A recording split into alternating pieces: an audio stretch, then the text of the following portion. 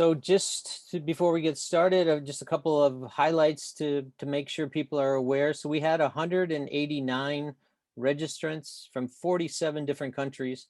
So tremendous interest and a lot of interest from both surgeons and from cardiologists. So, obviously this is a special webinar that we're having, and we're trying to improve the webinars each time. And this time, as when I announce the expert panelists, obviously Dr. Martin is a cardiologist, and we're very happy and proud to have him joining us today to participate from a cardiology perspective, because we know that from a cardiac surgeon perspective, we also need the support of the cardiologist. So it's very interesting and very important to have Dr. Martin's insights into the AVNeo procedure with us today. So we're very much looking forward to that. In terms of the AVNeo, a lot of people don't recognize or realize, but there's been over 5,400 AVNeo cases done worldwide. And of the people that registered, we had about 50 surgeons that registered that are actually doing the AVNeo procedure. And collectively, they've done more than 1,000 procedures. So we have a tremendous number of people that have experience in the audience today. And obviously, there's continuing to grow the AVNeo interest around the world. So we plan to continue to have these webinars to continue to educate and train people and be able to discuss all the various aspects of the AVNeo AVNeo procedure going forward. We do have a comprehensive training program. So obviously we have 6 current proctors that we have that do these training programs for us. Professor Crane is joining us today as one of the expert panelists. He's one of our lead proctors that we have in the United States, along with Dr. Chu, who will be presenting for us today, is another one of our proctors. So we have a full training program that we offer for everybody. And if you're interested, obviously you can reach out to me or go to the AVNeo website and to get further information. We also have a global registry. I talked about 5,400 patients that have been done on the AVNeo. So we're starting now to collect all those patients into a registry. And we've teamed up with Boston Children's Hospital. Dr. Chris Baird is leading the efforts toward collecting all of this data. But we're collecting both from a congenital pediatric side, but also on the adult side. So many of the people that are participating in the webinar today are participating in that registry.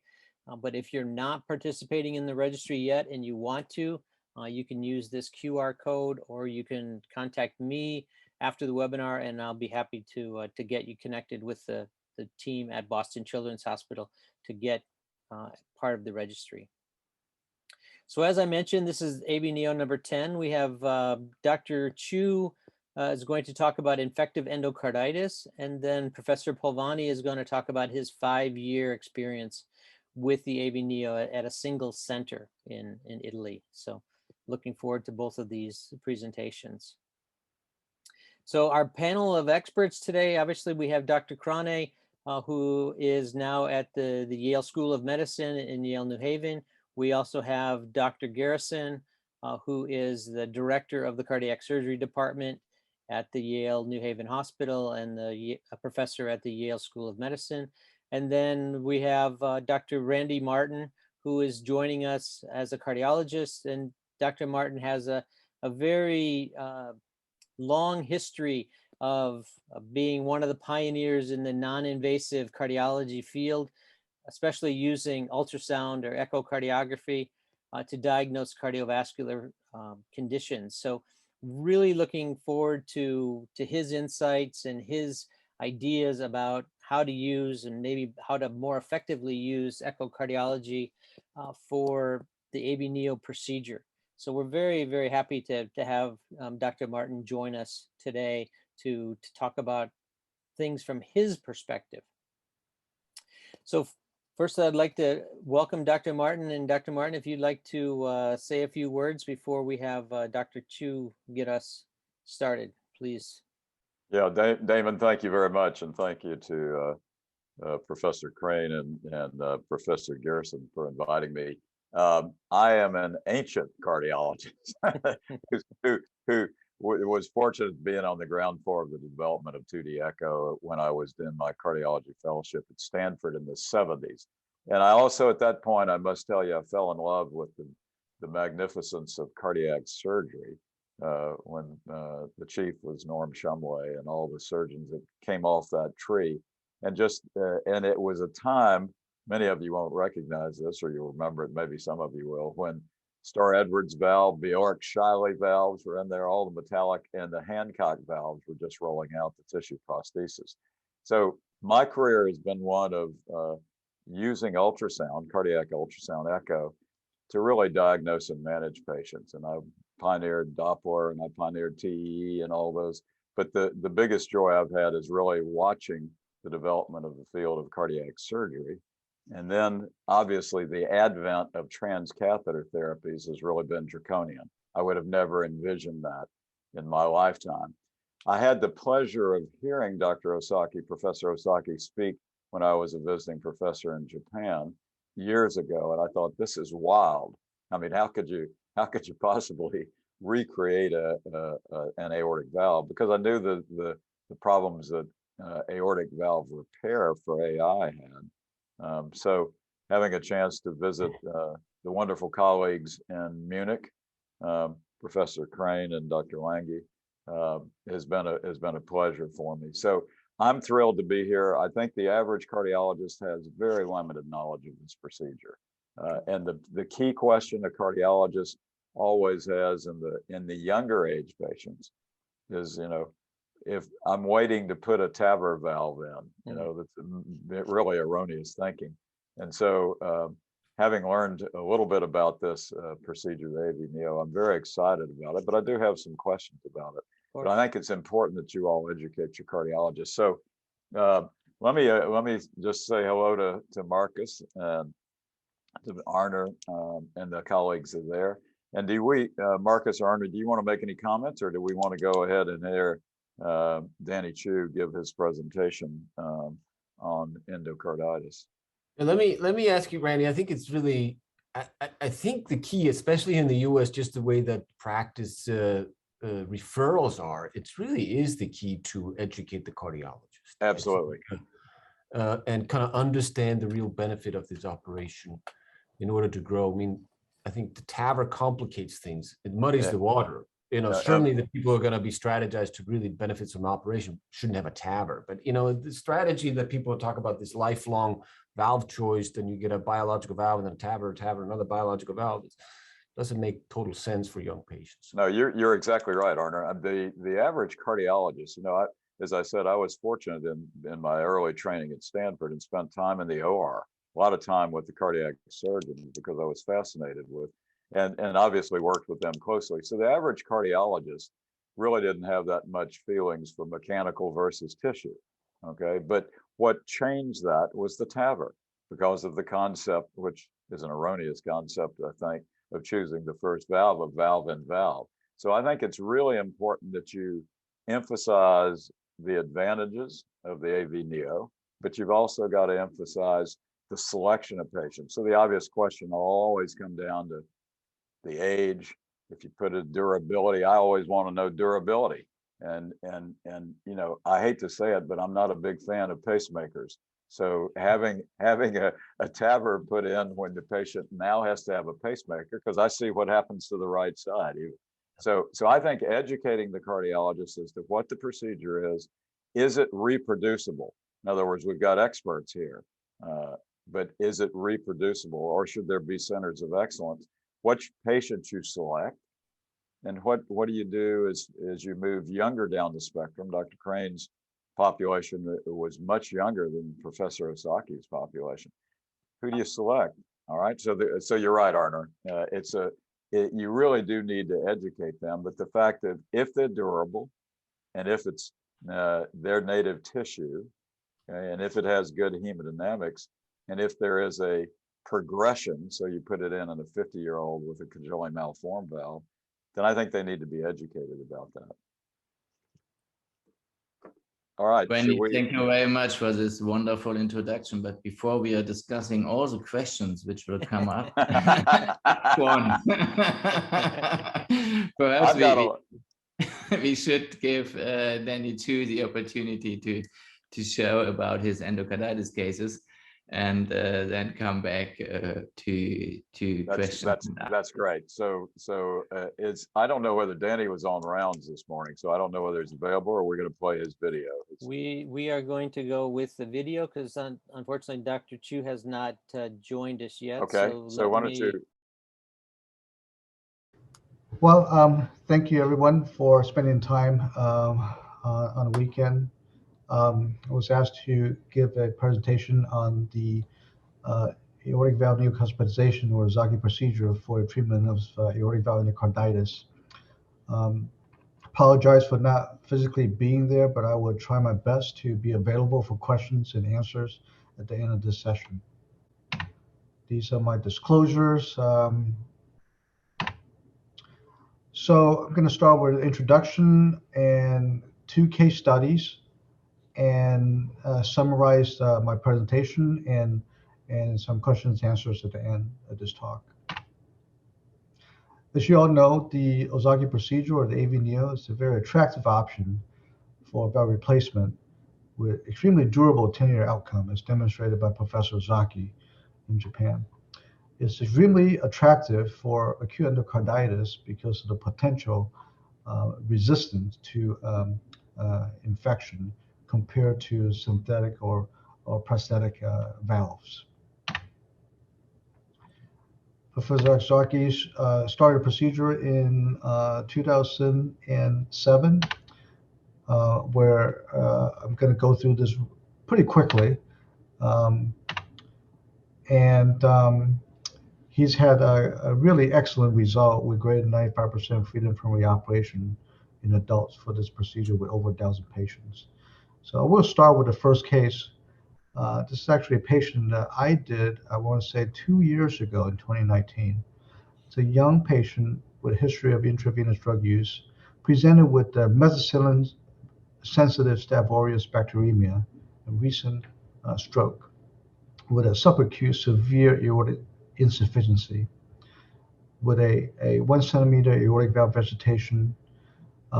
There is a history of non-compliance on this individual as well, given a history of drug abuse. Therefore, we decided to offer the AVNeo procedure for 2 reasons. One, mechanical valve would not be ideal in this patient with a history of non-compliance. Number 2, in a setting of an active infection, I believe that the using autologous pericardium is more resistant to recurrent infection than putting a synthetic prosthetic valve in the aortic position. So this is the preoperative transthoracic, actually the transesophageal echo in the operating room before we went on bypass. As you can see, the aortic valve is nearly completely destroyed. This is the long axis, the short axis.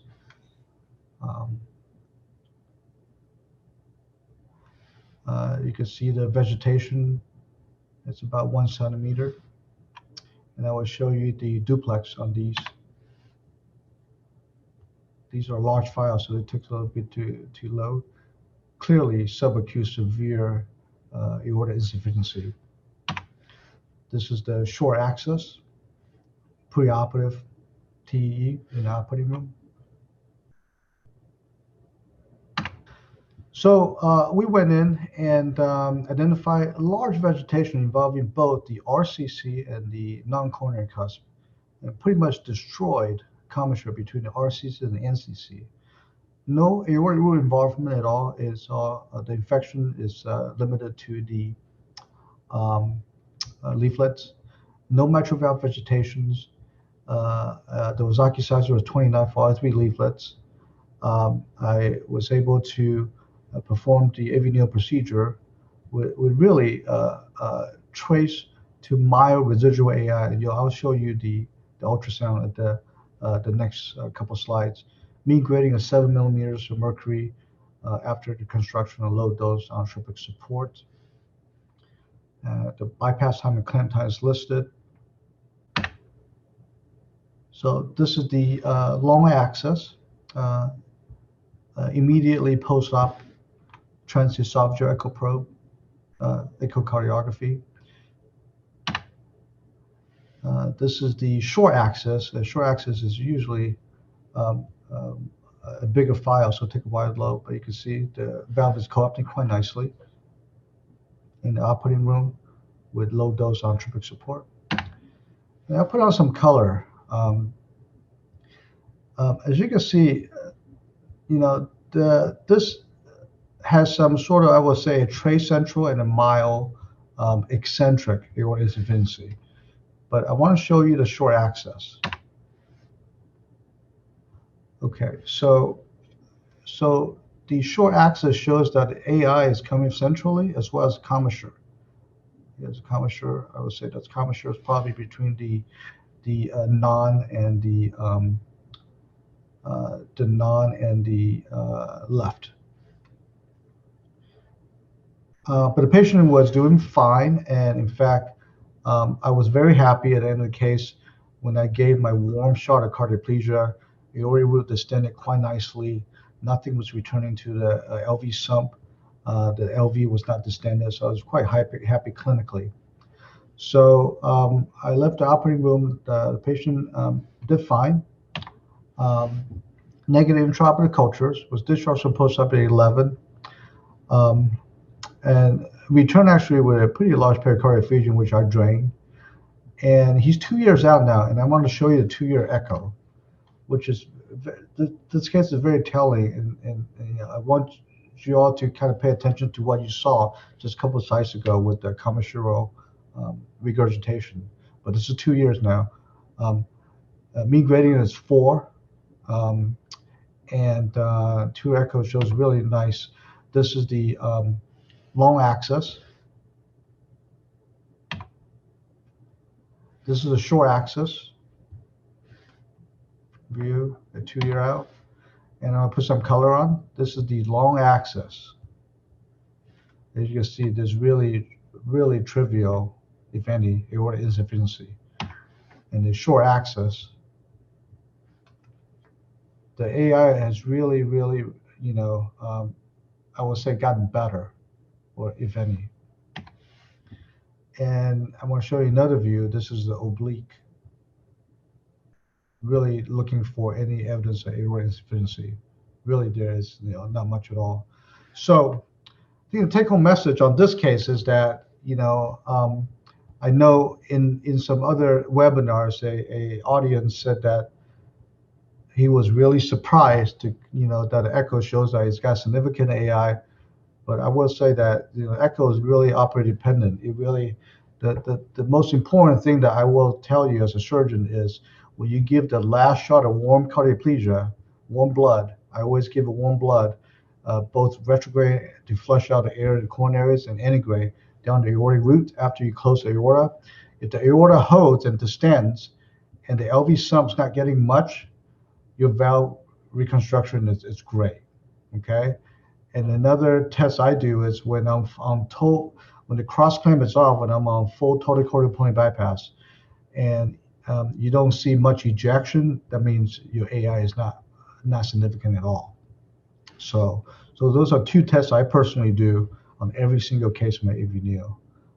Case in point on this case, that transesophageal echo post intraoperatively wasn't perfect. Wasn't what I'm used to. But this patient's doing fine 2 years out with no issues.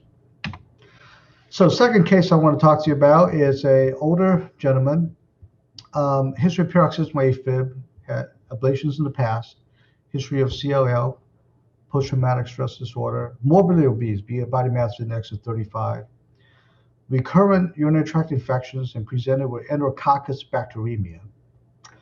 He also presented with subacute severe AI in decompensated congestive heart failure state. The aortic valve had multiple vegetations. He had normal coronary artery and normal ejection fraction. I took him urgently to the operating room due to his decompensated heart failure state. This is the preoperative intra-op transesophageal echogram, long axis. This would be the short axis. Takes a while to load. Give it some time. Here it is. Vegetation is not as big as the last case, but I'll show you the valve is nearly completely destroyed as I put color on. Really severe, subacute, severe AI. This is the short axis.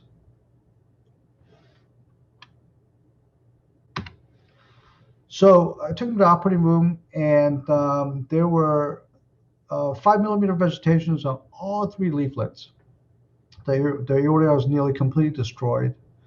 I was able to size this 31 for all 3 leaflets. There was no root involvement, no mitral valve involvement. I also concomitantly performed a left-sided MACE procedure with a radiofrequency ablation clamp. So I was connecting the lesion between the superior pulmonary veins, as well as connecting lesion from the base of the appendage to the left superior pulmonary vein. There was no AI on intraoperative echo after the completion of the procedure. The mean grading is approximately 7 millimeters on low dose inotropic support. Keep in mind this patient is really massive, body mass index of 35. This is the intraoperative TEE right after the procedure, short axis with color. This is the short axis. Last one was short axis. This one's the long short axis with color. As you can see, valve opens quite nicely with no AI. He was discharged post-update 12, doing well. Last follow-up with Holter monitoring with less than 1% atrial fibrillation burden, and then 1 month echo, which I recently did this person about a couple of months ago, shows good function of the reconstructive valve with a mean grading of 3 millimeters of mercury on a guy with a body mass index of 35. So the heart is really happy and the patient is doing very well. And I'll show you just some pictures.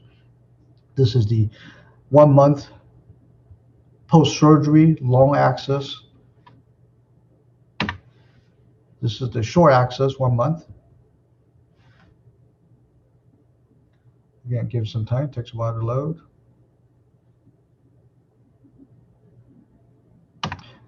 And I'm going to put some color on. This is the long axis with color duplex. Again, no aortic insufficiency at all. Valve opening quite nicely. And the short axis with duplex with color.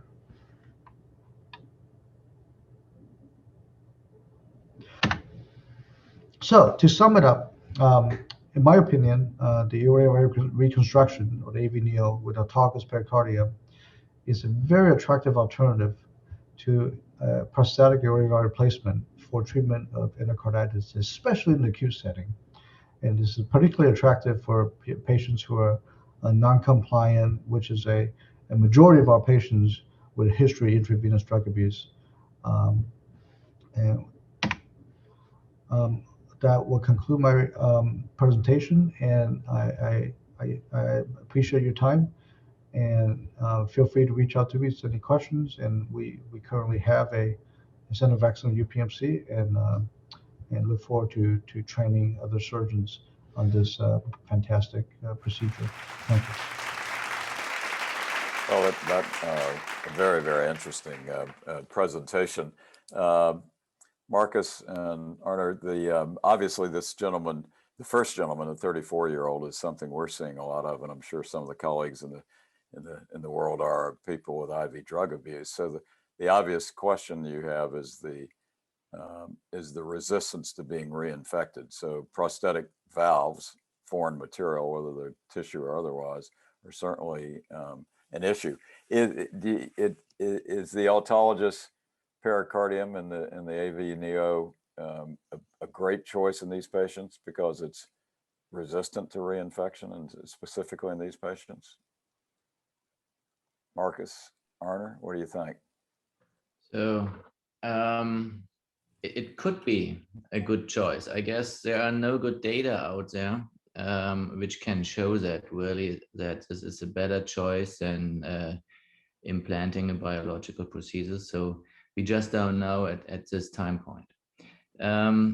But it could be a good choice in patients, especially in patients where the annulus of the aortic valve is not destroyed. Intact. Right. That was my second question. You've got to absolutely make sure there's no annular involvement. So, Arner, what are your thoughts? I mean, and if you see endocarditis, whether it's drug induced or the or the second patient we saw. Yeah, I mean, I think we have a tremendous this opioid epidemic, and the drug use endocarditis is plaguing us here and in so many big academic centers in the U.S. I think those are probably, as I said, as long as there's not annular involvement, this might be a good alternative. I think you do need to see some longer term data, but the survival, unfortunately, of these people is pretty dismal. Grim.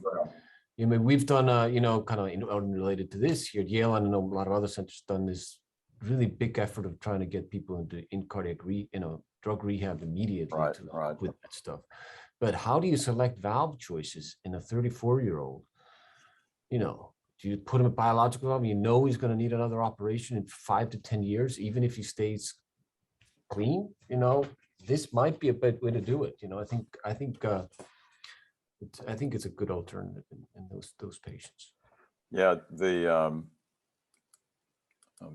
trying to get my chat off. I saw there was a chat. So, yeah, I mean, I think the drug-induced endocarditis is obviously often left-sided, and this was interesting. I mean, right-sided in the tricuspid, as you well know. And so it was interesting that this patient evidently didn't have any right-sided involvement, just had that. Danny it's a great case, as he was making a big point of the AI, the first case. It was really trace AI. It was commissural. It was interesting to me. And I could tell that by looking at the color. There wasn't any flow acceleration. There's certain things on that.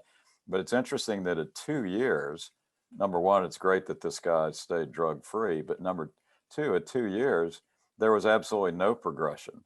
As both of you know, in the mitral valve repair procedure, which I think is appropriate, that you don't want to leave the OR with mild MR, but that AI, has that been your experience, both of you, that you see a little bit of commissural retrograde flow with these people? So that would be a very important question almost to you, Andy, how you would judge this regurg. So what you can see sometimes, not many often, but sometimes, is this commissural regurg, which we have seen. He pointed directly to that. Sometimes I have the feeling, I don't know if this goes through the whole valve or if it stacks at a certain level of the leaflets. But there you see sometimes something. Yes. Our experience at the German Heart Center is that it do not become worse, but also do not become better. So it stays like it is.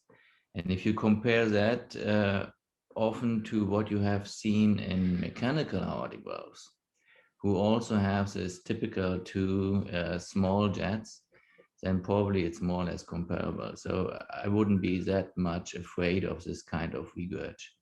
And as you have mentioned already, so in mitral valve surgery, it has been shown that if you have any kind of MI left, it becomes worse. So at the moment, we can't say that for this procedure if you have this tiny regurg situation at the commissures. Yeah, and looking at it, as I said, there is to me, there's a way to tell if you've got a pathologic regurg, and that's if you have what's called flow acceleration. So on the aortic side of the valve, if you saw on a long axis, the transesophageal 120-degree view, if you saw flow acceleration above the valve going through the valve into the ventral, that's and it's usually pixelated. I mean, it's sort of mosaic colors, but I wasn't impressed with that as being, abnormal initially. And then I was very impressed that it didn't progress.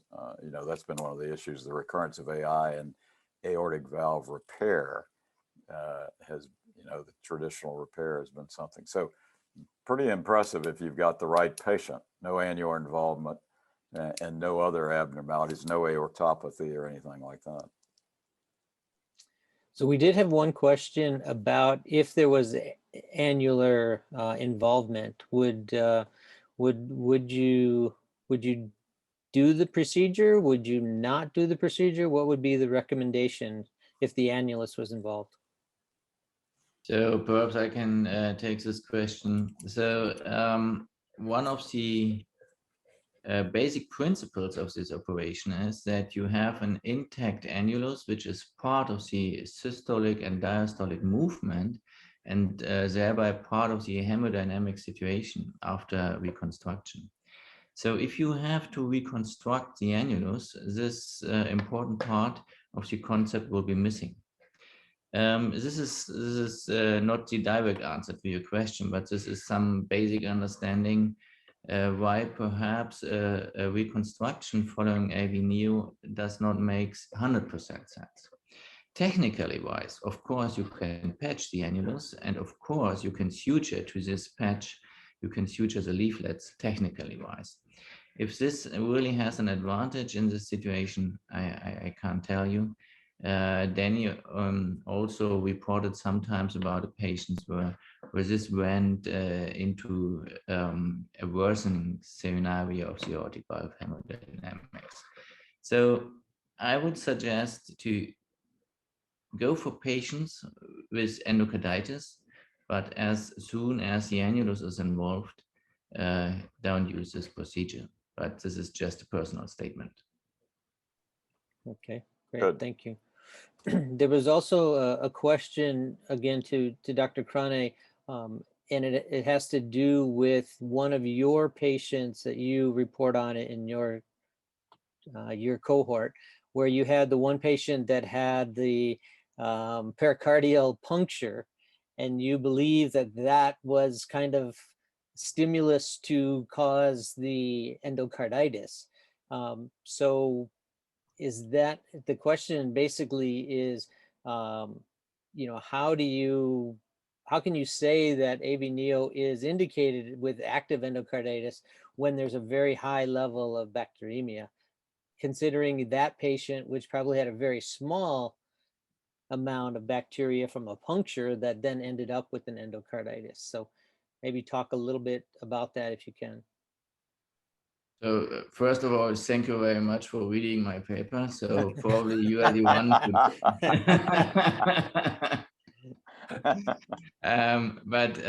let's try to discuss this case a little bit. So this, and I remember this case very well. It is, if I remember correctly, a young man who was something like 45 years old, coming to the German Heart Center only because of this procedure. He really wants to have that.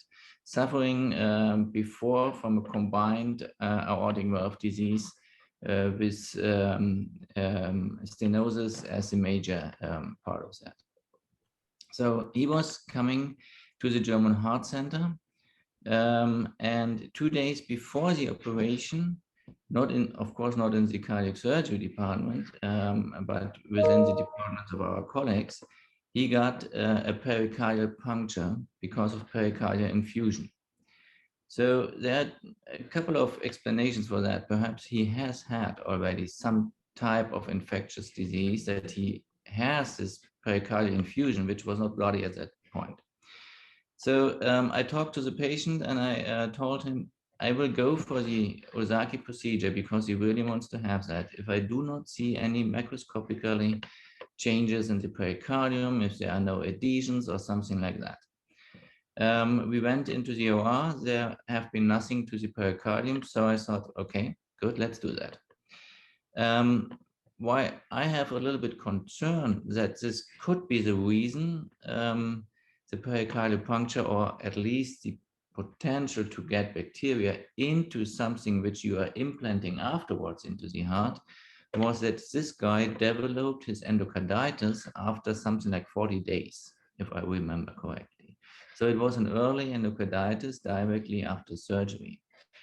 So that's why we discuss this in our publication as a potential reason, but of course nobody knows. In general speaking, one has to say one of the major reasons for reoperation after having AVNeo is endocarditis, or it is a degeneration of the valve leading to regurg. But we do not know something about numbers. So we do not know much about how is the percentage per patient year. And I don't know the current existing data about getting to analyze how this number is in biological valves is not very good described at the moment. So because usually these cohorts are not very well monitored. The larger trials usually suggest something like 0.5 to 1% per patient year, if they monitored for that. So these are my thoughts on this case, if I remember the case correctly. And thank you again for reading my publication.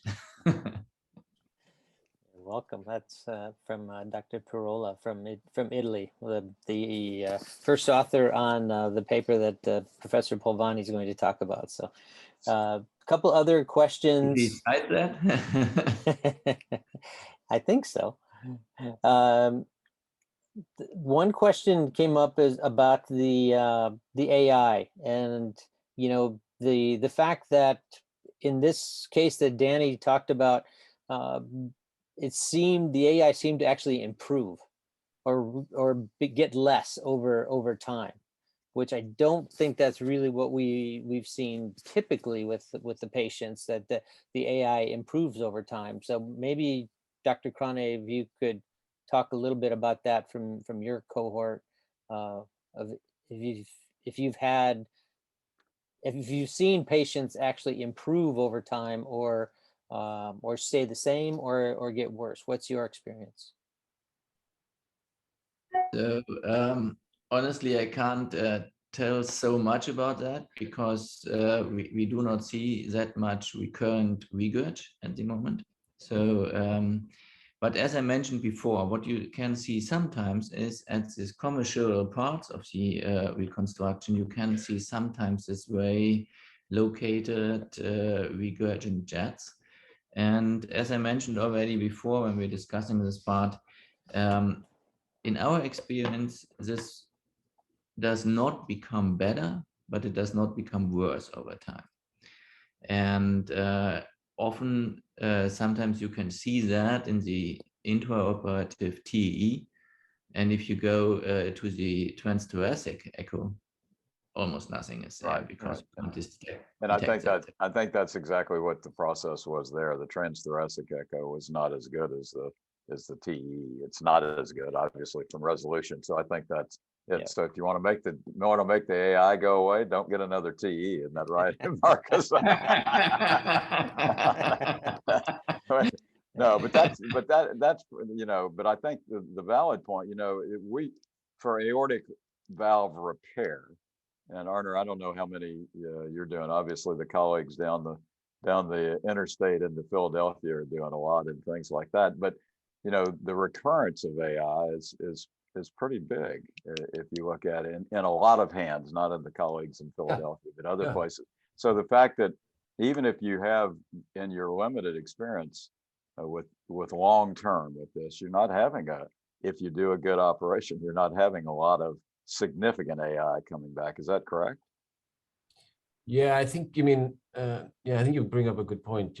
We certainly have grown like the valve sparing root replacement here dramatically over the last couple of years with two busy aortic surgeons, especially for bicuspid as well as tricuspid valve. Right. So I think it requires close monitoring. You have to set up a schedule of how you follow up with echoes and stuff like that. I think what it brings up a point, and I think it's relevant to this is, and Randy, I'm sure you've obviously seen that through your career, is like the importance of having excellent and intraoperative echocardiography.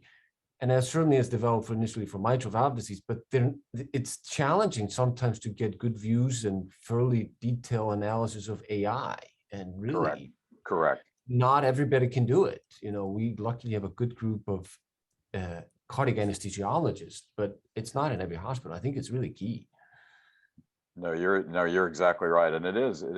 it's interesting in the valve repair business. Obviously, initially the cardiologists were the ones doing the intraoperative TE, and then anesthesia, and the colleagues have gotten very good at it. But you're right, it takes good communication with the surgeon to get an idea about how you evaluate that postoperatively in the OR. So I think you're right. But I have been, in looking at the series, Marcus's and then Professor Ozaki, I have been impressed with durability and the reoperation rates being low. And it doesn't look like you've got a significant recurrence of AI.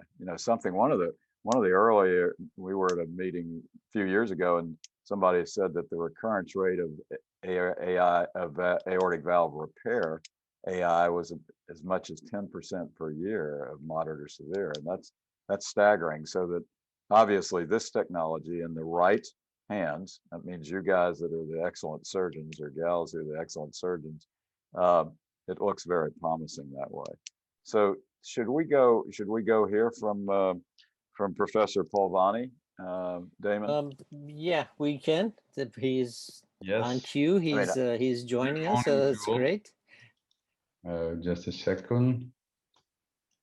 This is my single procedure. Okay. Do you see the slide? Yes. All good. Yes. Good. Okay, just a second. Oh.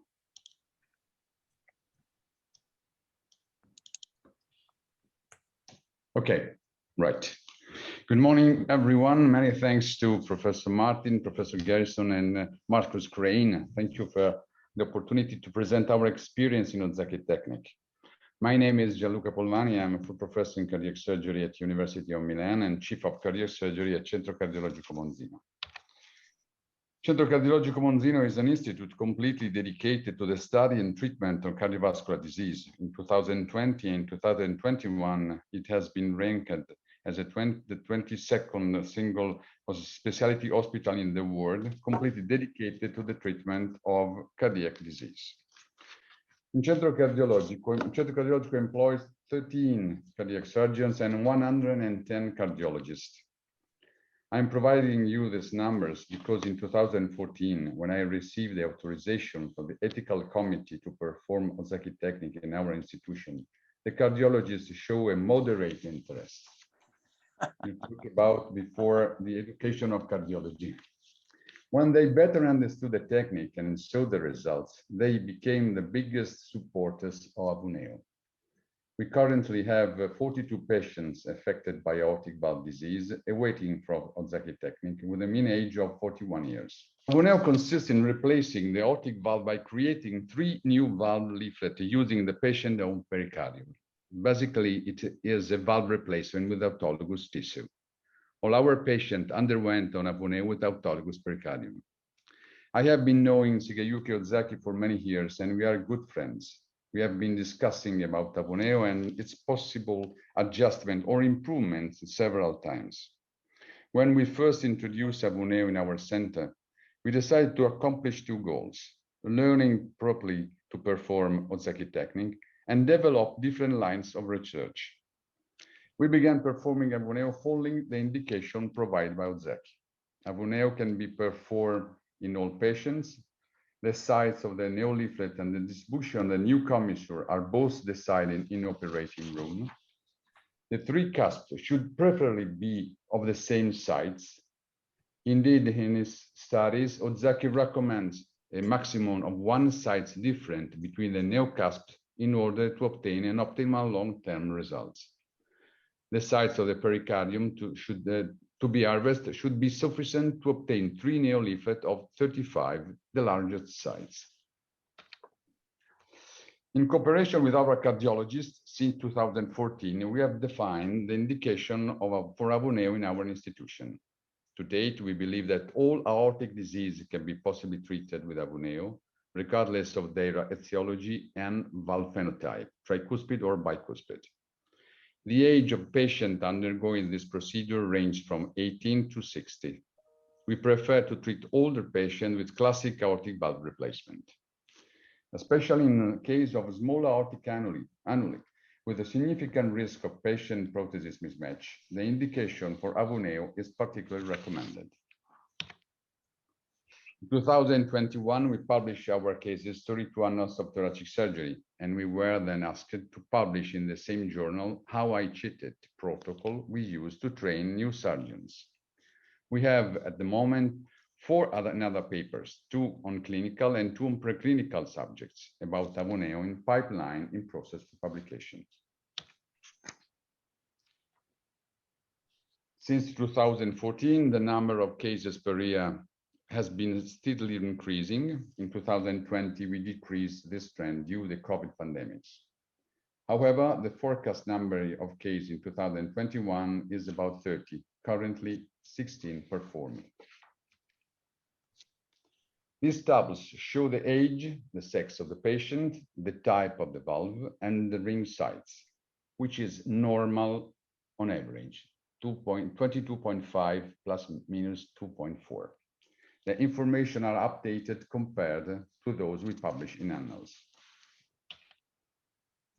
This table suggests that the cardiopulmonary bypass time and aortic clamping time decreased between the first series of patients operated before 2018 and the second series operated after March 2018. Furthermore, attempting to follow the Ozaki rules, the 3 neocuspids are very similar in size between each other, as you could notice from the average size of the 3 neoleaflet.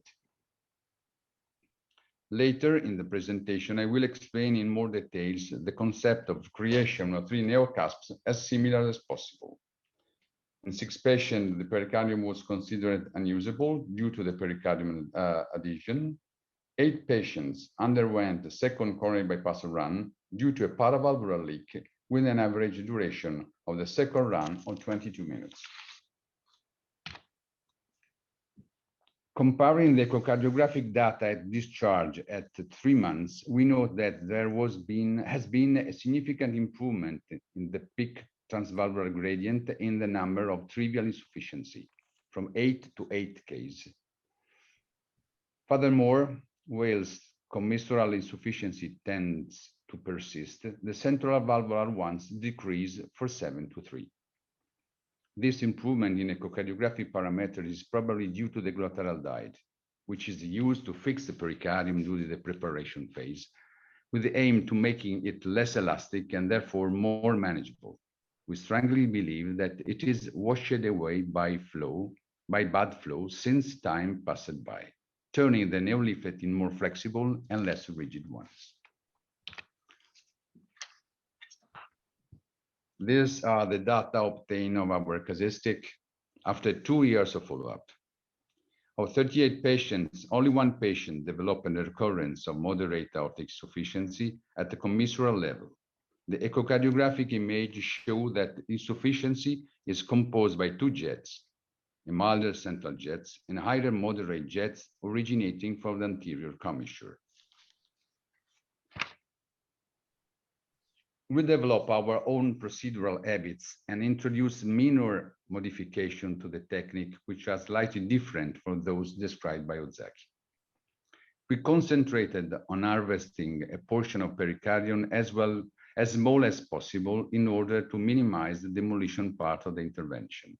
We therefore decided to design a steel template with an inscribed 3 leaflet of 35, the largest size according with Ozaki sizer, and leave an extra safety area to cut out the 3 pledgets used for commissural reinforcement. This template exactly suggests to the surgeon the right amount of pericardium to remove. Ozaki usually drew the dots indicating the needle passages on the visceral side of the pericardium. We are more comfortable to drawing the dots on the sternal side of it. The dots indicating the big bite and the end point of the sutures, commissural, are no longer marked with a dot, but with the lines. This makes it easier for the operator to see where the suture ends. As suggested by the Nido group, we then progressively reduced the pericardial fixation time from 10 to 6 minutes. This leads to a more difficult manipulation of the tissue, but immediately makes the neovalve more efficient. In order to fix the two neoleaflet on the outside of the aortic wall, we use a double layer pledgets made by the autologous pericardium in order to obtain neovalve entirely formed by autologous material. The prepared pericardium pledgets are very resistant to traction. This, in the first series of patients of Ozaki technique, was sutured in subvalvular plane using a running suture, and potential paravalvular leak points were obtained with a single of 8 stitch. Later, in order to obtain more durable suture with less possibility of paravalvular leaks, we decided to use a continuous lock suture. Since the introduction of this modification, the final analysis of the suture has never revealed any imperfection, or therefore no correction have ever been necessary. One of our goals is to reduce cardiopulmonary bypass and aortic cross-clamp time. We were trying to size the monocusp before the neocusp before the aorta is cross-clamped. To achieve this goal, we use patient CT scan images to print 3D models on which we perform neocusp measurements. Today, we are able to know the neoleaflet size just for the measurement obtained from the patient CT scan image, thanks to a special software. Implementation, P-stitch. A significant modification we introduced to AVNeo is what we call P-stitch. P-stitch consists of a figure of 8 stitch on aortic ring, and it has the aim to reducing the intercommissural distance. The P-stitch can be performed in the central part of the ring or closer to the central part, but not near the commissure, to avoid reducing their height. The function, sorry. Okay, good. The function of the stitch are several. It's allowed to reduce by one size 1 or 2 cusps. Indeed, it is much easier to work on the aortic ring to obtain equal or similar neocusps than to create 1 or 2 neocommissure. Until the introduction of this very simple modification, it was necessary to move one commissure to obtain 3 leaflets of the same dimension. Okay, this is a video. I'm sorry for the color. I don't know if you see, there are too much yellow, too much red, right? It's okay. I think we can see Okay, it fine. you see? Okay. Yes, sir. Thank you. This video depicts the techniques just described. It shows a patient with a 233 dimension coronary leaflets and one approximately 37 on non-coronary. Applying the P-stitch on the non-coronary cups, we obtain 233 and 135 leaflet with a very good final results without creating a new commissure.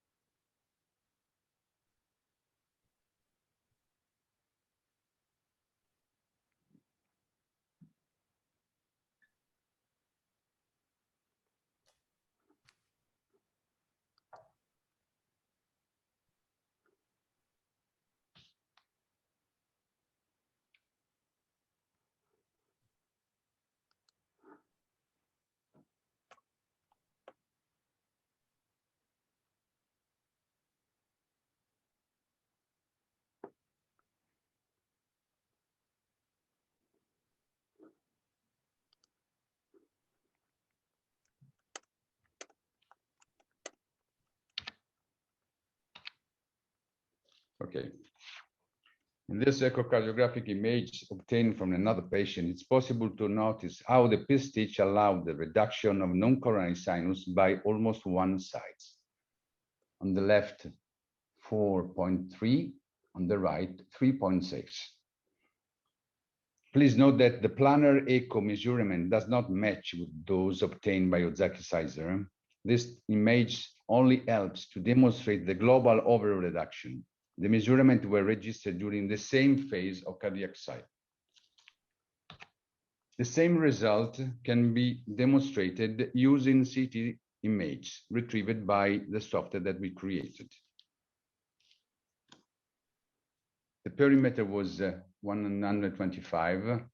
After the P stage is 102. If you divided this one in 3, you have 3 leaflet of 32. Here, it's impossible to do because the amount of 35 for 3 is less than 1.25. Okay, case report 1. I will now present 2 clinical cases of patient who underwent Ozaki surgery. The first case is represented by a 60-year-old woman without major comorbidity, suffering from aortic valve insufficiency secondary to not active endocarditis or tricuspid valve.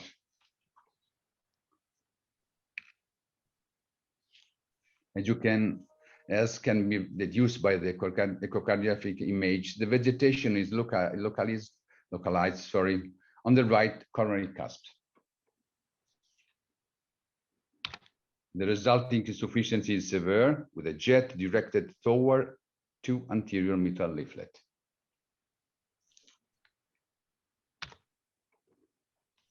It is easy to deduce that from 3D echocardiography image, the presence of the vegetation. I'm sorry for the color, I don't know why, but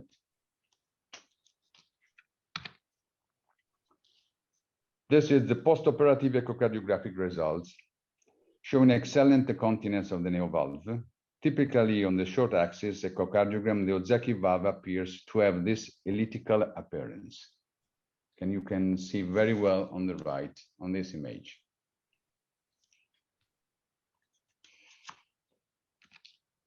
On color Doppler, it can be noted that the valve is perfectly continent, showing no residual insufficiency.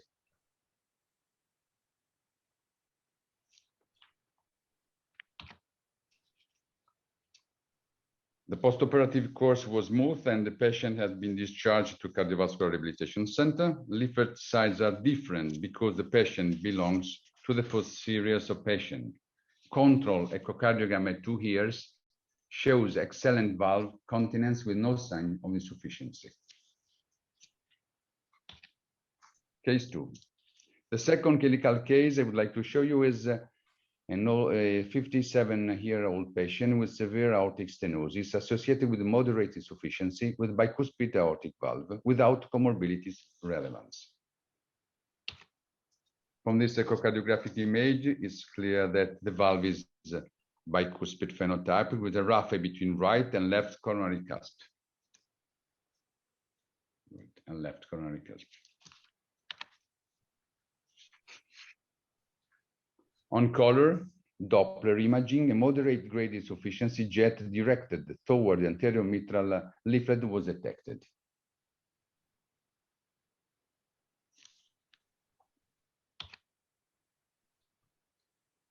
After the clamping on the echotransesophageal echocardiogram, there was residual moderate grade of valvular insufficiency due to a paravalvular leak at the level of the running suture along the left coronary sinus, probably close to the commissure.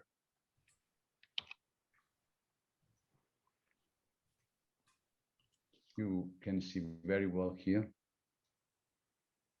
and here.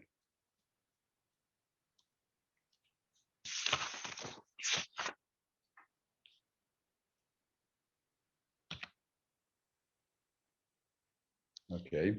A second aortic clamping was required to manage the paravalvular leak with a single figure-8 stitch. This, the result on transesophageal echo at the end of the second clamping showed the result, the resolution of the leak.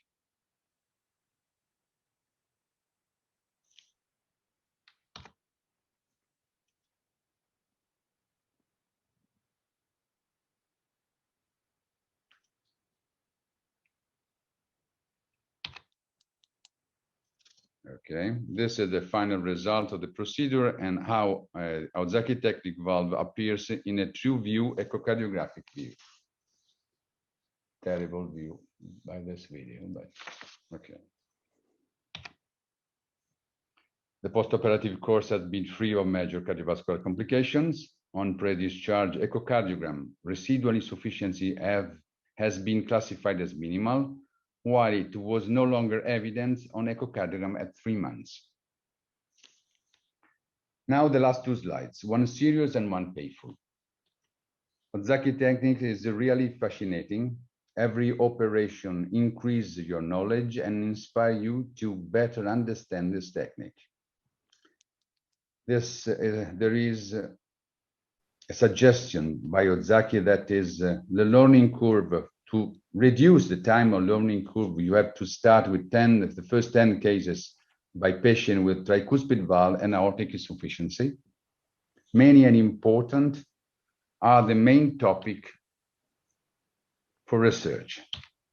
I would like to thank the surgeon who helped me to grow up this technique. Sergio Pirola, she had the first name of the publication of Annals, and Eleonora Penza and Giorgio Mastroiacovo.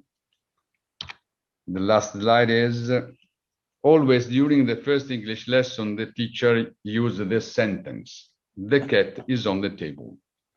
After European Football Championship in Italy, the sentence was thus modified: the cup is on the table and the table is in Italy. Thank you very much. Very good. Very good. I see you, sir. Please. Good. Professor Good. Martin. Okay, I see you. Good morning. Good morning. Thank you. Thank you for an excellent presentation. Marcus and Arner, what are your thoughts on a professor's presentation? Marcus. Yeah, first of all, congratulations to the cup. Thank you. Germany, it was not that successful, I have to say.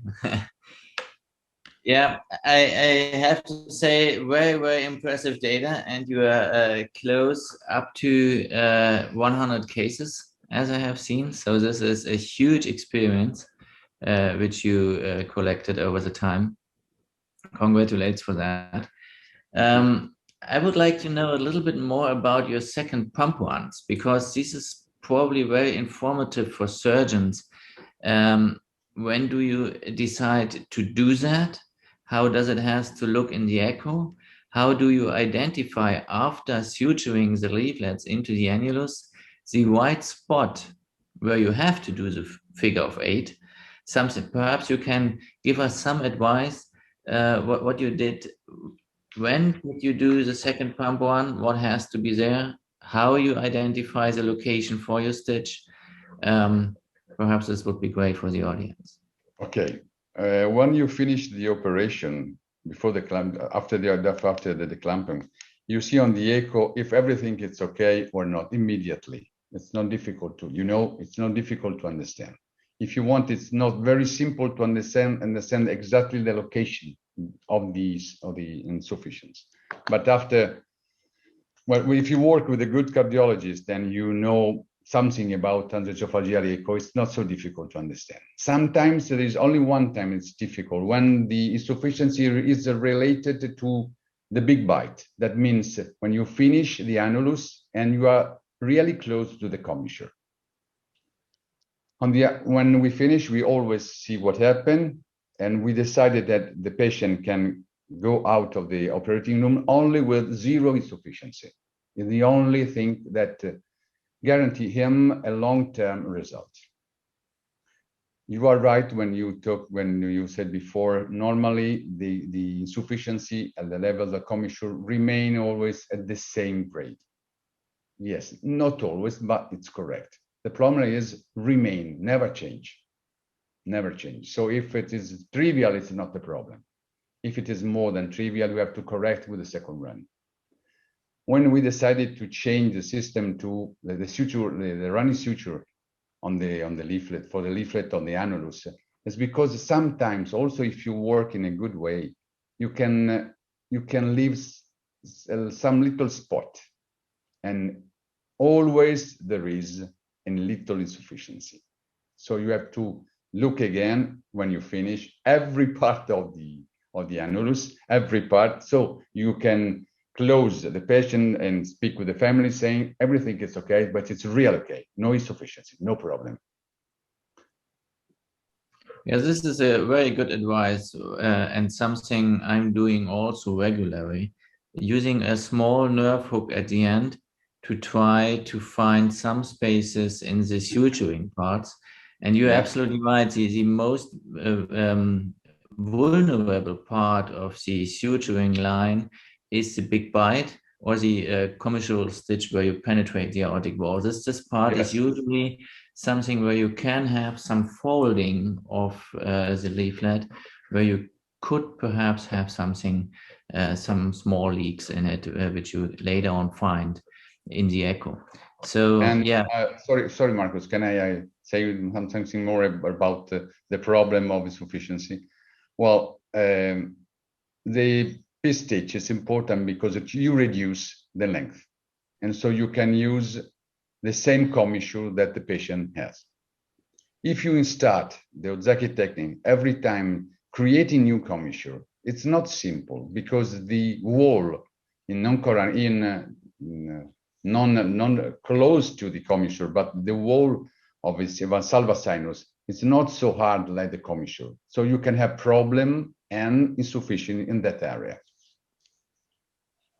Yeah, you're absolutely right. So, and when people comes over for training, I already say to them, if you have to do a neo commissure, then the artist part of the operation starts.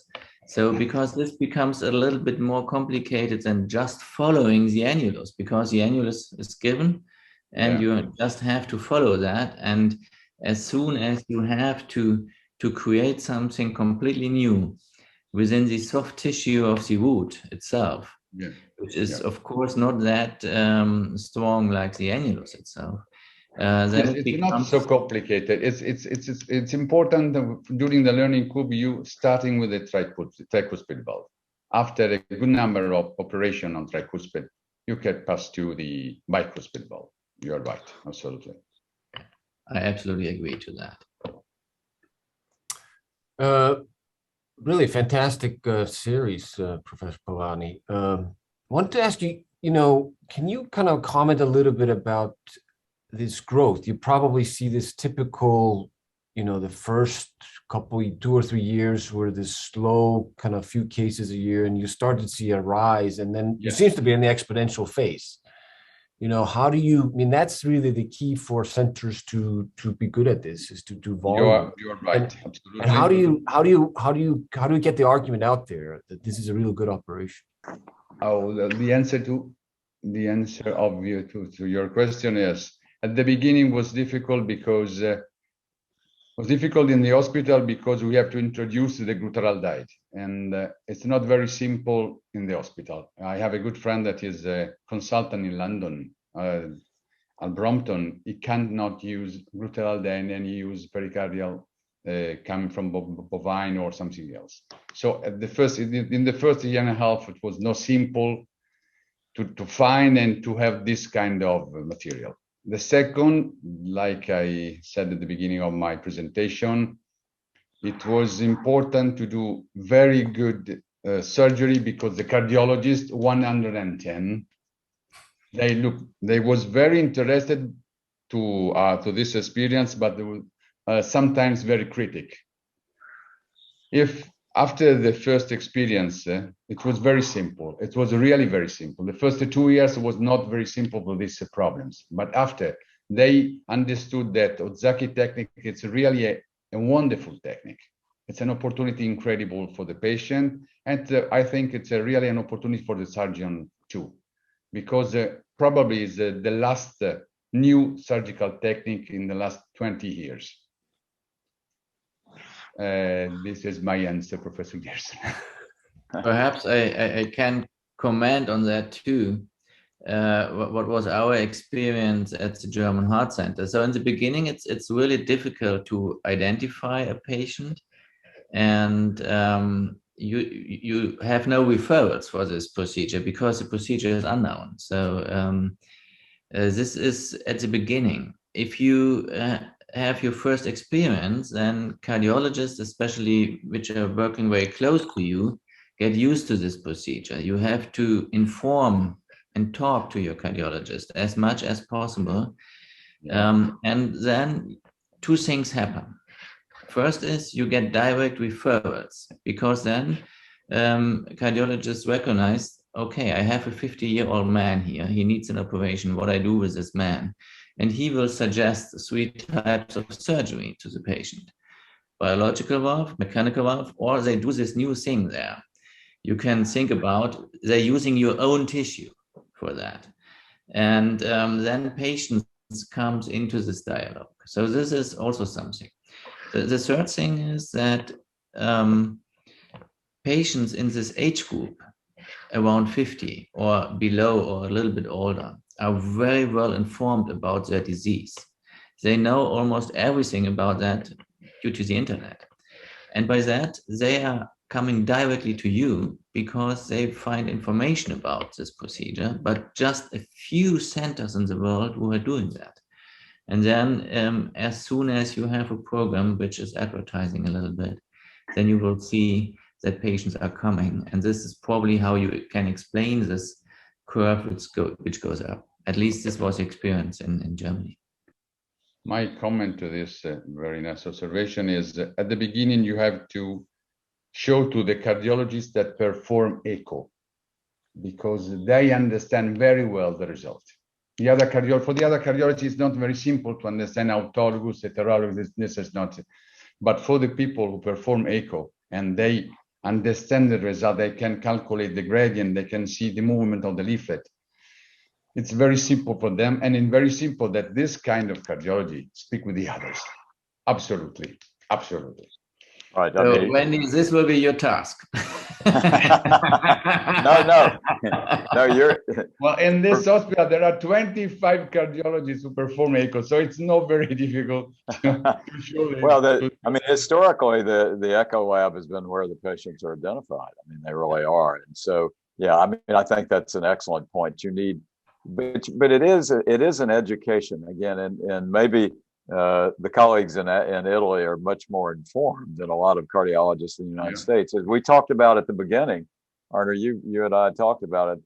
The average cardiologist that's thinking about a young patient, a 50-year-old or 45-year-old, let's say a 50-year-old, is thinking of not the first valve, but the second valve now because of the, as you said, Arner, the contamination of the TAVR thinking. So to me, I mean, you've got, I think educating the patient is spectacular, and I think educating the cardiologist is good. You've got to, though, define, you've got this population from 18 to 70, okay? So that's a big population that you could operate. Yes, we reduce the population that for Ozaki is from 1 day to 100 years to 18 to 60, because it's correct. After 60 years, with the biological valve can give optimal results. Yeah, well, it gets interesting because of and I think it's absolutely, I believe it. Marcus, in your series, so I actually did read your series. Besides you being a gentleman that I admire, I'd actually read the thing, and I looked at Professor Osaki's. I've not seen Professor Polvani's presentation, but so your patients were significantly younger. 54 was the mean age, where his, I think, was in the 70s. You had in all the series a higher percentage of conjoined malformed bicuspid aortic valves than others. Yours was, I can't remember, 75% of your series was that. So that's an excellent, that's an indication of looking at the younger age patient. Let me ask you, is it a harder operation in those? And what do you do about aortopathies or fears of aortopathies in the conjoined malformed patient? So I'm glad to get to know the second reader of my publication. The exponential growth today, very good. Yeah. So as Professor Polvani already mentioned, operating on bicuspids is way more complicated than operating on tricuspid valves. And that's why Ozaki really recommends start with the tricuspid valves. This is much easier. I wasn't that lucky to get a lot of patient tricuspid insufficient valves. So these are really rare, almost not able to find one. But to start with the tricuspid is good. Operating on bicuspids is more complicated. We never did this reduction in annulus size, but this is a very fascinating idea. So I just do not have had this idea. That's why we, of course, go for the concept like introduced by Ozaki doing a neo commissure. And this makes the operation a little bit more complicated to guess where you have to put the commissure, the new one, and it is also within the bicuspid morphology, it's different. So if you have a true type 0 morphology, it is much more complicated because in these cases, you usually have to implement 2 neo-commissures to get a real tricuspidization. And if you have a type 1, you just ends up with 1 neo-commissure. So this is more complicated, nothing to start with, but you can have reproducible results with that, and they are very good. We do the same like Gianluca Polvani. We just accept one size and difference for the leaflet sizes. So this is how it should end up at the end with the bicuspid valve. So to answer your question, it is more complicated to go for the aorta. Yeah, you have a pathology usually in this bicuspid valves.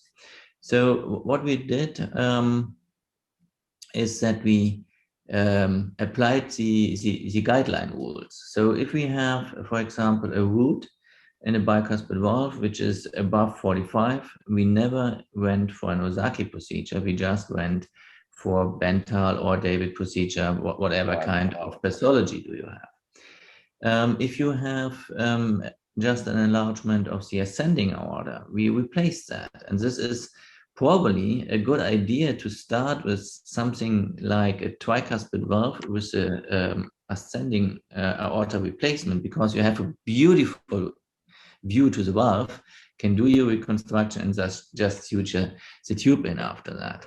So that is not a problem to do that as a concomitant procedure. Does that answer your question? Yeah, no, that's good. Arner, what's happening at Yale? Your cardiologists beginning to come around. Yeah, it's a matter of introducing the concept, and it takes time. Marcus just joined us recently, and we have patients starting to come, and we'll see. It'll be interesting. Hopefully, we can follow the same course as Dr. Polvani did. So we'll see. We do a lot of aortic valve operations. We do a lot of aortic root operations. Right. And I think that's something that we've discussed, that would be ideal actually to start with these type of cases who actually don't need a root operation, but need an ascending and a valve operation. So as I think about the younger patients, the younger age patients, I know in the asymptomatic primary MR patients who are, you want durability of repair. Okay. And obviously, if I want a valve, if I'm 75 and I've got severe AS and AI, I've got multiple choices, and depending upon how young you are at 75, you're not looking at 20-year outcomes. You're looking, But when you start getting into the 50s or younger, we're not talking about Ross patients yet. When you're in the 50s, you really want durability, or you want to know. And I'm, I want the best operation with the best surgeon I can for my patient now, and then we'll worry about it in 10 years. But the question always comes up, what do you do next? So I've got a 50-year-old, you do an excellent Ozaki in him. What happens? What's the next operation? Because he will, or she will probably have another operation. So what do we do then? Is the annulus okay for a TAVR, or you do a redo? What do you do? I'm just asking the question that cardiologists might ask.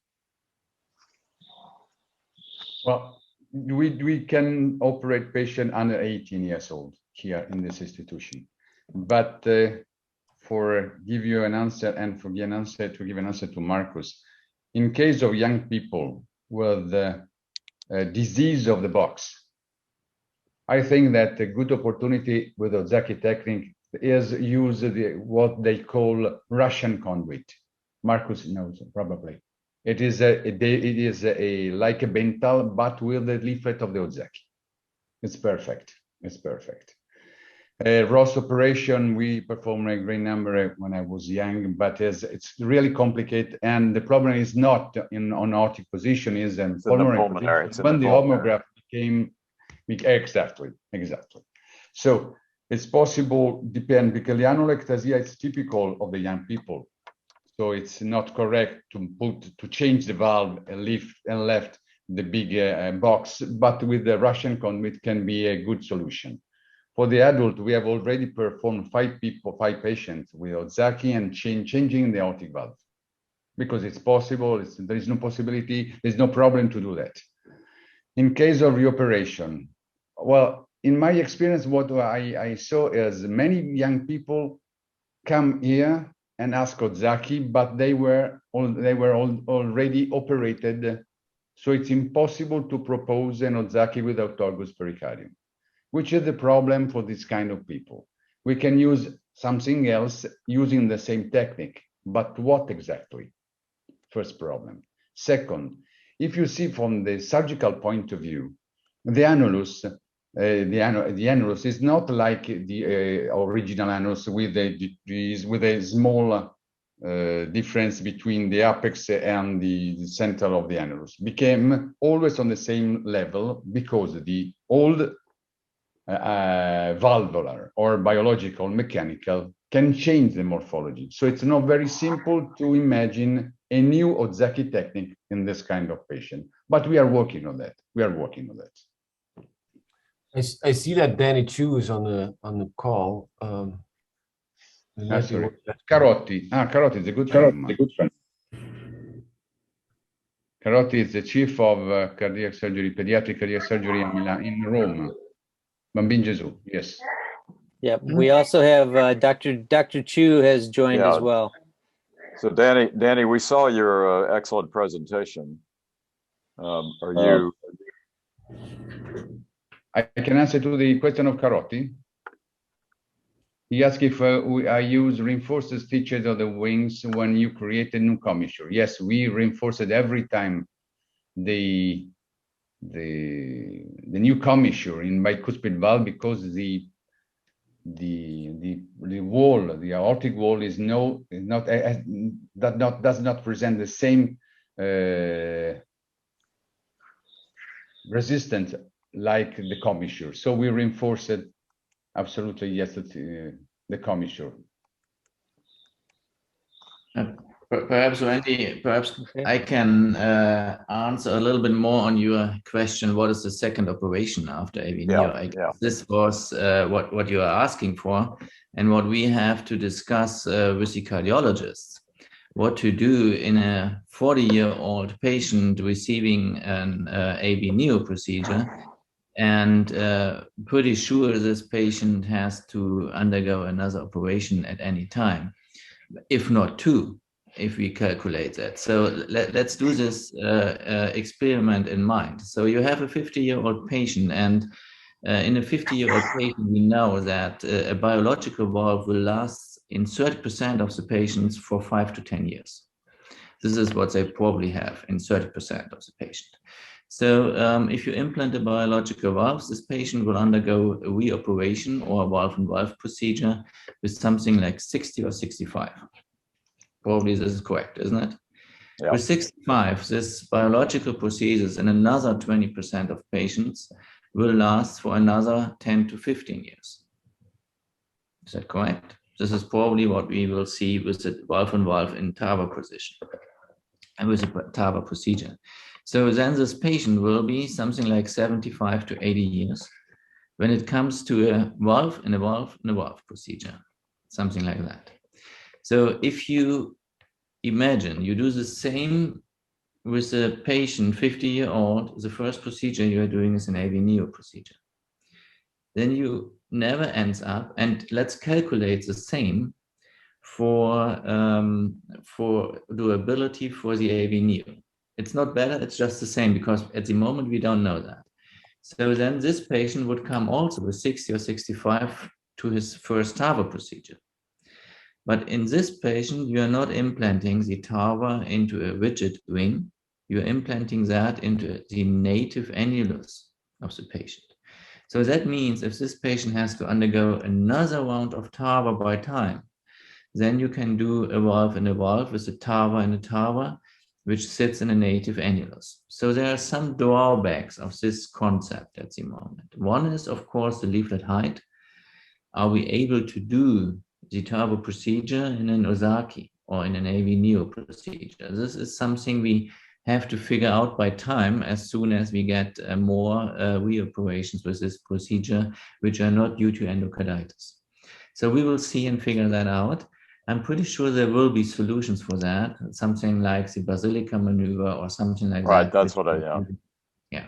Yeah. So Well, sorry. I know I was saying, I mean, I think that, and I think it's important that you stress all the positives of this. As I said at the outset, I was blown away seeing this, you know, when I first saw Professor Ozaki present it when I was in Japan. The concept of, if you have durability, okay, and that was obviously will be the big question across, and that's in part dependent upon your expertise as surgeons and doing the right operation at the right time. But if you have durability, then the hemodynamics, the lack of pacemaker, obviously the lack of needing full-time anticoagulation. I mean, there are not a lot of people in the United States that are asking for mechanical aortic valves. Okay, I mean, I don't know any surgeons that are asking for them, but there are not a lot of people asking for them. But you have a lot of advantages there. The important thing is to stress that there are options down the line for your younger patients to have very good hemodynamics so that they can resume active life is very important. So I'm very excited about that you all are doing this. But you do have to train people well. Okay, this is not this is, you know, watching the operation, watching your film, Marcus, I'm thinking, you know, I hope his scissors are sharp, that he's cutting just the right way on the pericardium to fashion them. So there is a tremendous art to this, but it's a very exciting technique.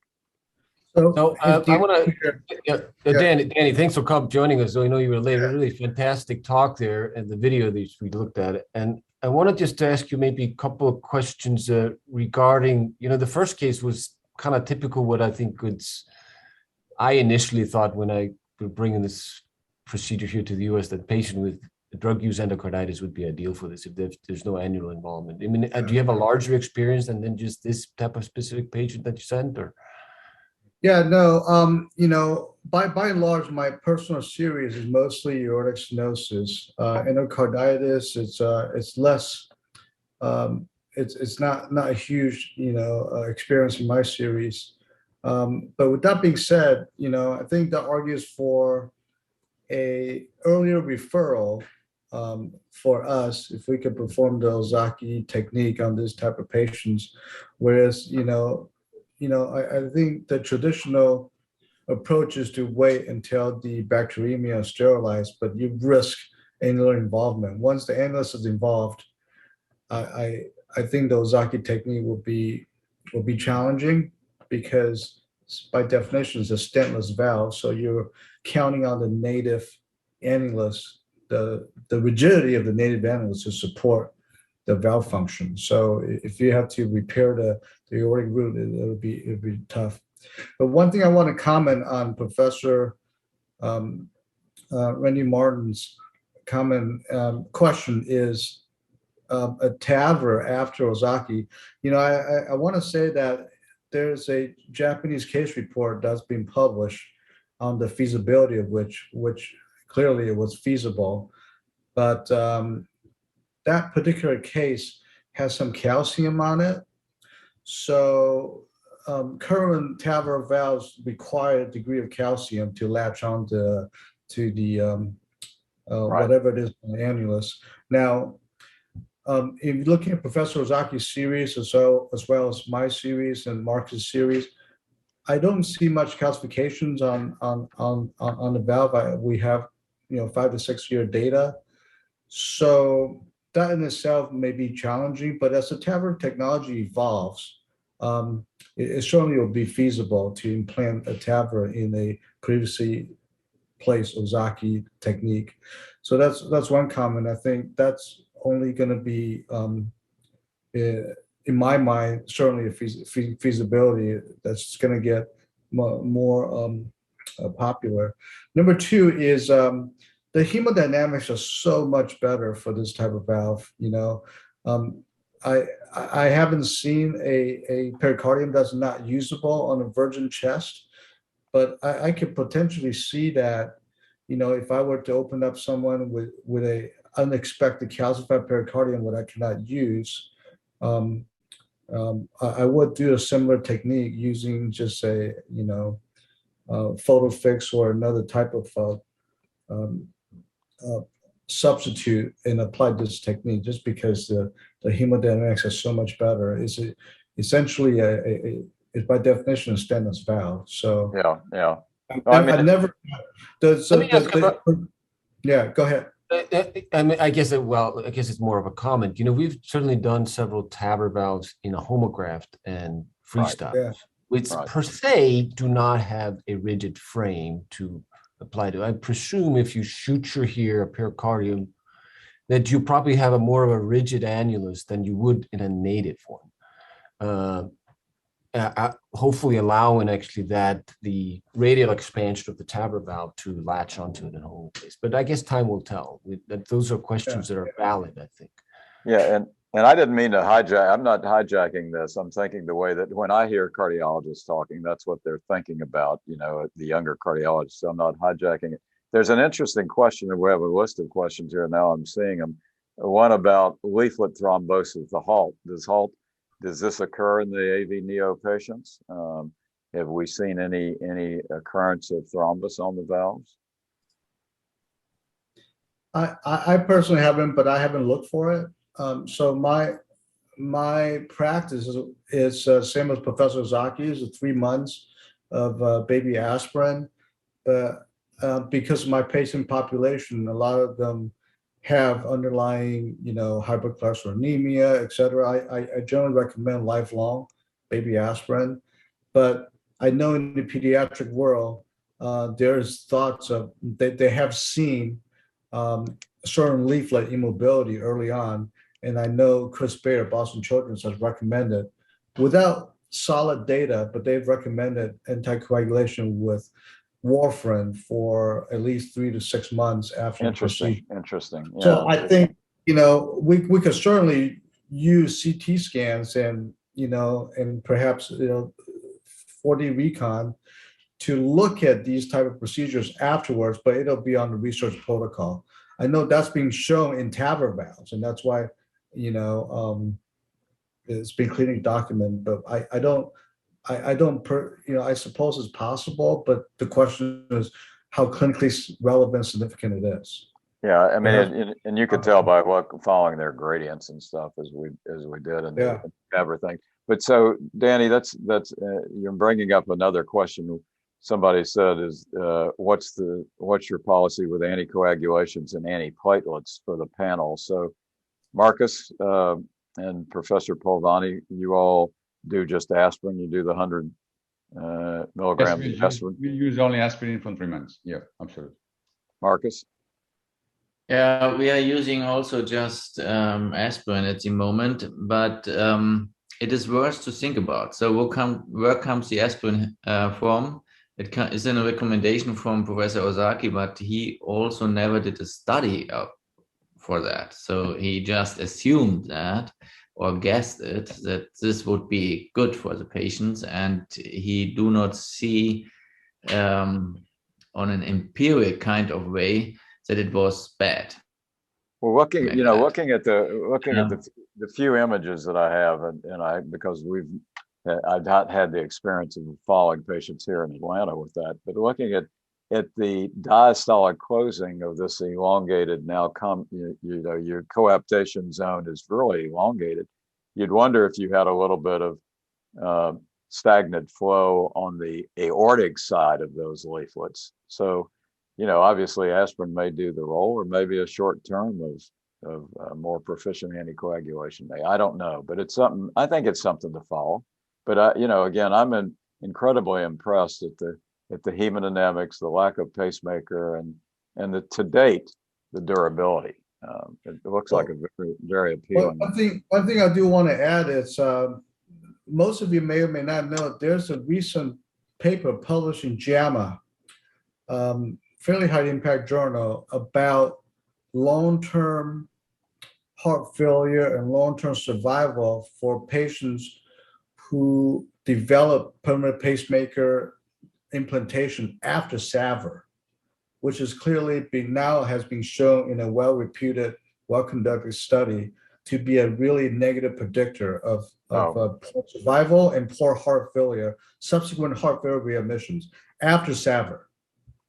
Danny, I mentioned that at the outset, that for, and cardiologists are waking up to that because of looking at all that now, an awareness of the right heart that came across with mitral valves and TAVR valves, of paying attention to the TR. It obviously came out with mitral valve repair, but they're really noxious to the right side of the heart. So you're exactly right. And to me, the fact that you all can do the AVNeo in these patients who have AS, AI, young, without a high incidence. I think, Marcus, in your series, you had no permanent pacemakers being placed. I mean, that's staggeringly a positive.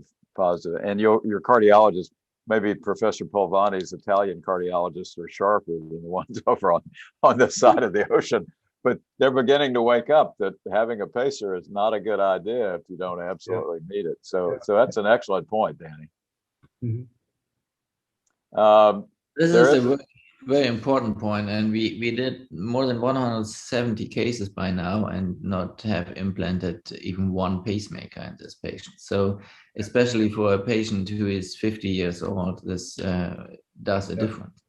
So we have a question back for Professor Polvani. It said about and you're mentioning it. It said, where did he do with commercial AI? Where do you do the second aortic clamp? It says.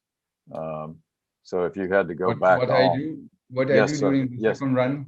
Yes, sir. I close the hole that generates the insufficiency, the aortic insufficiency, the paravalvulic. Yes. Normally, sometimes happen near the commissure, and sometimes not. But near the commissure, it's not very simple to see. That's the problem. Correct. That's the problem. To see for the surgical point of view and to see for the echocardiographic point of view. And that. Professor, what's been your experience in Milan with pacemakers? We implanted. I assure you, we implanted one patient. In one patient, we implanted one pacemaker. In this case, it's not too much because I don't know.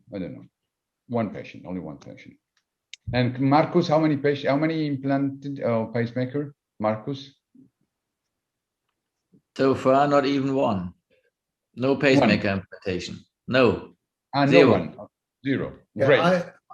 I have to say, I echo Marcus's series. We've done a UPMC nearly close to 100, and I've had 0 pacemaker implantations.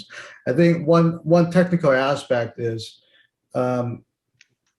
especially for the bicuspid valves, it's important to keep the commissure between the non and the right constant, and not move that commissure. If you have to recreate the commissure, create it in areas other than the AV node. I think that, from a technical standpoint, really will keep your Ozaki technique and procedures to be nearly 0 permanent pacemaker replacement. Because even if calcium is there, you don't need to debride the AV nodal calcium. You just need to sew up to the crown and commissure in that area. So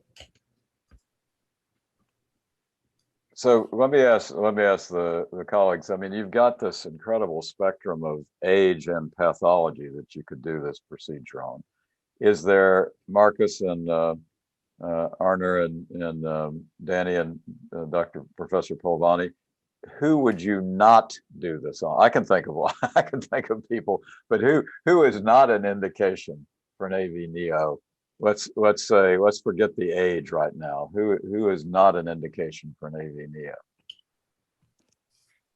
So, I could go first. I actually recently, just today, decided to change my mind on a 73-year-old super morbidly obese, body mass index of 54, with massive peripheral edema, whose primary pathology is critical AS, as well as two vessel coronary disease. Now, I've done Ozaki cabbage on many patients, but this individual I decided to pass, just because I know from a technical standpoint, it's going to be extremely challenging, deep chest, a lot of adipose tissues, and number two, the survival for a 73-year-old BMI of 54 is certainly not the same as the other 73-year-olds. So my plan is to just I'm referring the patient to a TAVR PCI option for this gentleman. So maybe I'm, that's wrong decision. Comments on others, what your thought is on this particular patient. I actually have him booked for next week, but I reviewed it and I said, listen, better part of valor is just a TAVR PCI this patient. Maybe do a gastric bypass next week, and then they can come back to see you. Since you got a room. So Marcus or Arner. I guess I would say, certainly with my limited experience, certainly it does take longer to do these operations than a regular straightforward AVR. So I think you have to take that into account, especially in the older age group. Right. Some surgeon can do an AVR in half an hour cross-clap time, maybe 40 minutes to 60 minutes, but you're doubling the time. So I think that's something to keep in mind when you have to do multi-component surgery for sure. Or if you have LV dysfunction, something like that. Marcus? First of all, Danny, congrats to your decision not to do open heart surgery. In fact, I told you about this patient last week. I think last time we talked, and you were like this. You were like, "Whoa, BMI 54? Are you sure?" I would actually do it if this guy is 50 years old, BMI 54. I would actually take the plunge and do it. But on further review, I said, you know what? You can call me a chicken. I'm not gonna do it. So congrats to that decision. So to answer the question, who not to operate on, and leaving the age by side, this was the question. Of course, I would not operate on if something to the root has to be done. So if the root is more than 45 millimeter and you have a bicuspid valve, I wouldn't go for this Russian conduit. I have no experience with that, but in this certain patient population, I wouldn't try to stress it to the edge to get an Ozaki done having this Russian conduit or something like that. So in a patient who rules out by dimensions of his root, I wouldn't do the operation. And for me, the preoperative dialogue with the patient is very important.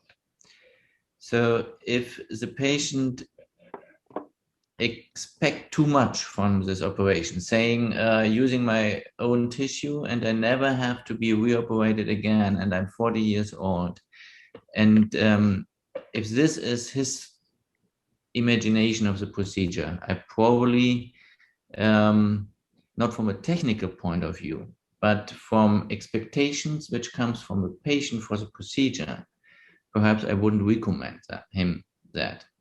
So if his first aim is never to be reoperated again, then I would say this is probably not the right choice for you.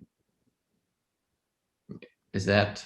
Yeah, no, I think, and I was really thinking along the lines when I looked at your time on pump and your cross clamp times, they certainly are long. So that does have a selection process, I think, and as Arne was mentioning. But what about concomitant valves? Obviously, if you had something, you had an aortic and mitral that needed to be done, or or you had severe multi-vessel coronary artery disease. Are those contraindications because of both the complexity of the operation and the time? Could be. So doing a complex mitral valve repair and a Barlow disease, something like that, concomitantly to doing a Ozaki procedure, this perhaps can end up in a disaster if you have to do a second pump run for the mitral, for example, or whatever. So increasing your risk for a second pump run and being already at the edge is a little bit a problem. So I wouldn't do an AVNeo together with a complex mitral. If it's just a ring for the mitral, as you can predict that by echo, almost very good today, then I just do it. Do 2 CABGs, 3 CABGs, it's probably not a big deal to do that additionally to the procedure. And this is also part of how you calculate the cross-clamp time in these patients. So we have also 130 minutes cross-clamp time, but we have a fair amount of concomitant procedures. So if we exclude that, you need around 100 minutes for the AVNeo procedure, something like that. In general, and probably Professor Polvani, this is also your experience. If you get rid of the concomitant procedures, then your cross-clamp time will be around 90 minutes, 100 minutes just for doing the AVNeo. So this is, of course, more than you need for an aortic valve replacement, of course. But usually this is not a problem. If your surgery went well in a patient who is 50 years old, a cross-clamp time of 100 minutes is not really a problem. If something goes wrong, then it is. I think, Marcus, may I answer to the question? Well, I think that there is no contraindication, surgical, technical contraindication to operate everyone. The only contraindication, you are right, is cross-clamp time. This is the only contraindication. If a patient with the pressure injection fraction of 45 and have to do 2 valves or 1 valve and 2x3 bypass, well, probably it's not a good candidate. On the other way, no, there is no technical. The problem is for the patient to have a very long cross-clamp time. Yes, this is the only problem. This is the only problem. One thing I will add is that I completely agree. It's a judgment call, Randy, and I think those of us who do this a lot, I clearly wouldn't recommend of first few cases to be someone who presented with AI with an EF of 30%. But with that being said, I recently did a exact same case, decompensated heart failure, AI, not endocarditis, just chronic AI that get decompensated with a retracted leaflet, EF of 25, 30%, coronaries are clean. Clamp time was 105, 110, 105 minutes. The guy did great. But I wouldn't recommend that as the first case for someone who's learning it. The clamp time is an issue. Even in the expert's hands, Professor Ozaki have very clearly documented his isolated valves are 90 to 95 minutes clamp time. So if you take that into consideration, you're extending 40 minutes of clamp time. But the hemodynamics are so much better, especially for AS and a well-protected heart, you're going to be okay. But AI is the problem. It's judgment call. If you're doing a 3-vessel CABG, you have a 25% for primary AI indication, the heart's going to struggle, coming to bypass. In my presentation, I try to show you that the big problem is the cross-clamp time. For this reason, we study a system to know before the dimension of the leaflet, but to avoid to create another commissure, to reduce with a P-stitch. Everything is than for reduction of cross-clamp time. This is Right. really the problem, actually. Yeah, and I thought, Professor, I thought that your CT preoperative CT modeling was really very innovative with that. Let me ask you, the question of reference centers. So this is a technique where the panelists are outstanding surgeons, and so you could figure you know how to learn how to do this. But should this be done initially in reference centers, or how many cases do I need to know that you've done before I'm going to send you my first patient? In other words, do you need what's the learning curve? I know Professor already addressed that a little bit, but so two questions: should this be done in reference centers? Do we have centers that are doing 30 to 50 to 60 patients a year? And how long does it take you to become proficient in doing this? Who have to answer before? Marcus? Marcus, you're the youngest out there. So. No, Gianluca, just go ahead. Oh, I think that at the beginning, it's important to have an hospital in which the surgeon do every year more than 20, 25. Correct. And created inside of this hospital other surgeons able to do this technique. This is important. When other surgeons are interested to learn these techniques, they can come to this hospital and teach and learn to see, like you do in Yale or in Germany when you were here, when you was here. I think that to be a good surgeon in Ozaki technique, you have to perform at the beginning 20 operations every year. After 2 years, so you can do completely safe for you and for the patient. Excellent. On the other hand, if you start with a not very good results, the problem is not related to the surgeon, it's related to the technique. Someone can say, oh, Zaki techniques is not good. No, the problem is the surgeon, not the technique. So it's better to create a good surgeon and to have a very good result for the patient. This is my point of view. Excellent. Excellent. Well, let me just compliment you all. This is a very exciting development. I think, Professor, you said that, or maybe it was Marcus, that this is one of the dramatic advances in aortic valve surgery. I mean, in surgery, really, in cardiac valvular surgery. So it's very, very exciting.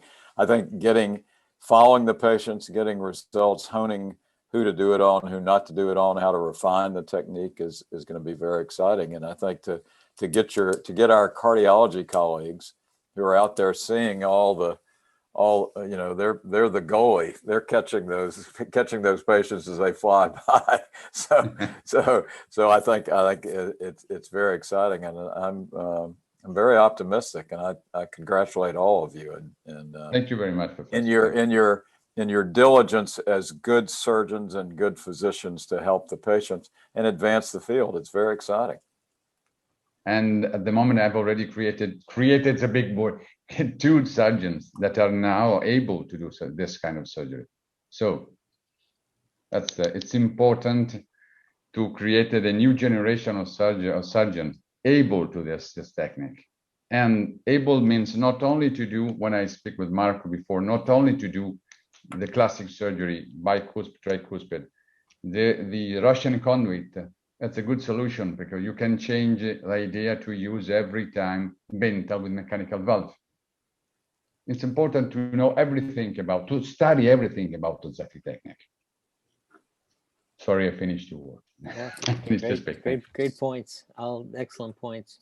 So we're at the top of the hour, so we need to sign off, but I would like to obviously thank Dr. Martin. Thank you very much for your moderation. It was a fantastic session, and the input from Dr. Garrison, Dr. Crane, and Professor Polvani, as well as Dr. Chu.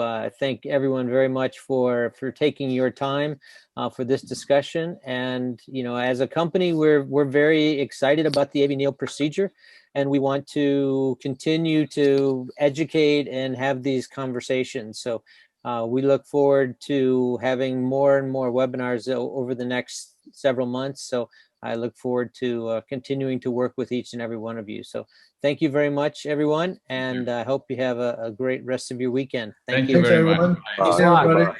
Thank you very much. Bye bye. Thank you. Goodbye. Bye bye.